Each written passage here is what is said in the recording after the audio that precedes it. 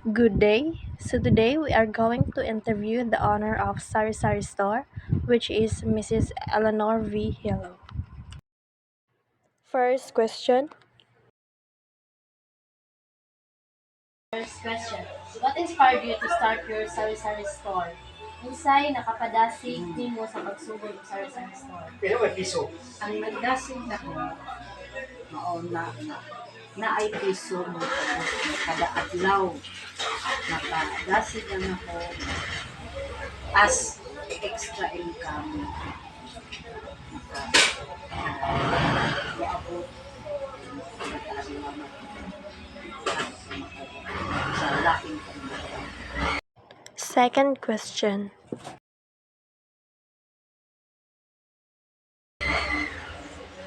How has the business changed since you started it? Yun sa pag-usab sa negosyo at pagsugod nimo. Sobrang ang pili, usay nagawas na kwarta,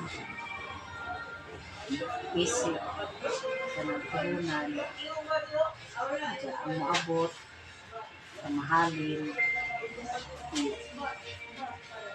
igumon o na kuhaan kuhaan para sa magkuha og savings naman para puno na po sa laing pang palihon prime tungod ko sa mga tao kanunay na makalit kanunay na kinahanglan.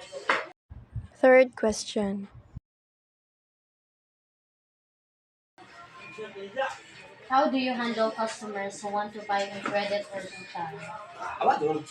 Smile lang, ayokon pag sulti nga dili na di sa magpautang karon kay ugma na imo na naon na naman pag style nga basta kay dili pud sila ma-open masuko ano pasabot lang di sa magpautang. Fourth question. What advice would you give to someone who wants to open their own sari-sari store? Agaw nga advice ni Monique kay mag-abli na sa sari-sari store. Di lang. Persistence. Hindi mo lang manibutang sa imong mind na mararaog ka na i-enjoy lang ang imong pagbuan sa imong business na di lamang imong naon-naon ang imong anak na dili kay mo income na ka at the same time po na nakatabang ka sa uban na di na mo adtong layo palit og layo kay naara diha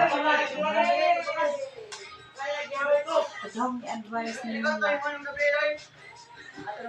imo ramang dili kay kuha kuha tanan sa kuan wala may wa kay gisave para sa lain ako nga kuan kay kung imo doon ako kuha sige magkuha kuha hangtod maot-ot na lamang imong negosyo wa na di nakakabalik nagad jay naka laan nga para maka likwa pa o mahimo pang gali at pang padak-an at ang pagpalit at sa ang produkto nga ang kinahanglan sa mga tao.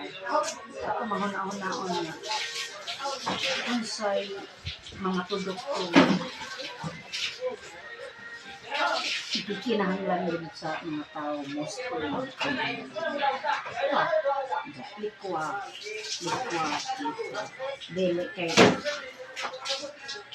kuan tanan gawas tanan kwarta gawas tanan kay basig mas dako pag imong gasto kaysa imong na kita sa imong kuan.